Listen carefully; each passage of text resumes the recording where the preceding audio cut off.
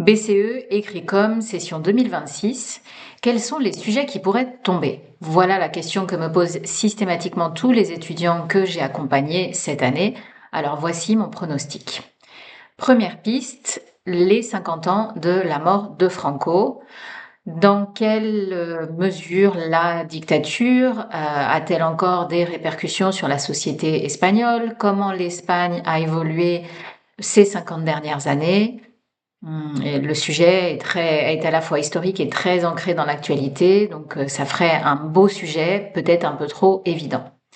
Deuxième piste, dans le prolongement direct des 50 ans de la mort de Franco, c'est les 50 ans de la restauration de la monarchie espagnole. La monarchie, son rôle dans la consolidation de la démocratie, la monarchie et son futur, est-elle vue comme un élément fédérateur ou au contraire un héritage encombrant, une institution archaïque? Voilà, les questions sont ouvertes.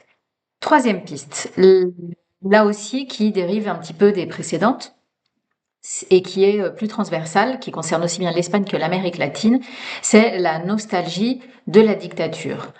On peut le constater avec la montée de Vox en Espagne, les discours nostalgiques de la dictature, en particulier chez les jeunes, mais on observe aussi ce phénomène en Amérique latine, avec l'élection de Cast au Chili, et avec le discours négationniste ou la remise en question, en tout cas, du bilan des victimes de la dictature argentine par Javier Milei, ou encore la remise en cause du terrorisme d'État.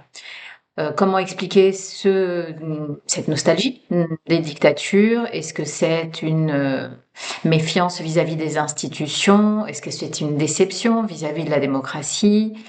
Bref, encore une fois, un sujet qui donne lieu à beaucoup de questionnements possibles.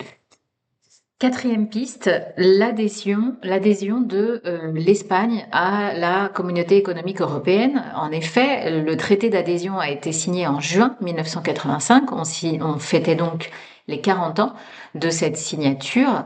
Et là encore, ça pourrait être un sujet intéressant pour se demander quel changement a vécu l'Espagne depuis cette entrée dans l'espace économique européen et quel rôle joue l'Europe en Espagne, mais surtout quel rôle joue l'Espagne en Europe.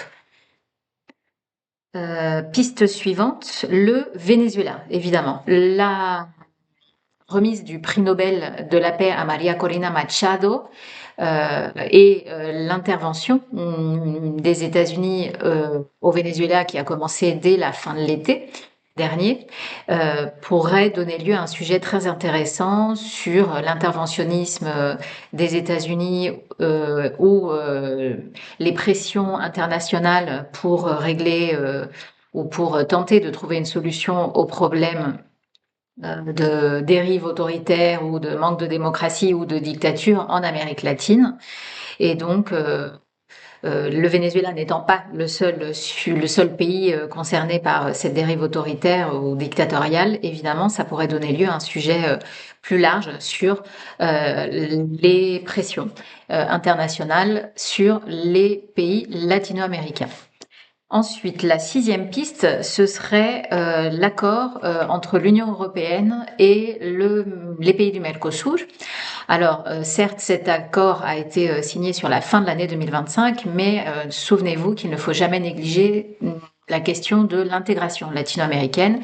Il existe de nombreux accords d'intégration en dehors du Mercosur, ALENA, CELAC, ALBA, et donc se demander si l'intégration latino-américaine est possible, si elle est souhaitable, est-ce que les pays latino-américains, est-ce que la région est suffisamment soudée pour aller ensemble dans la même direction, un sujet qui à mon avis est intéressant.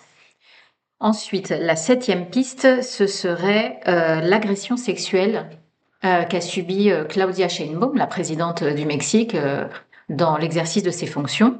Alors, ça peut sembler anecdotique, toujours est-il que je pense que ça pourrait être un sujet intéressant pour situer et questionner sur la place des femmes en Amérique latine en Amérique latine et en Espagne, pardon, dans le monde hispanophone évidemment, avec là encore soit des questions sur les mesures mises en place pour l'égalité homme-femme, ou pour lutter contre les violences exercées contre les femmes, ou sur tout simplement la place des femmes dans le monde hispanophone.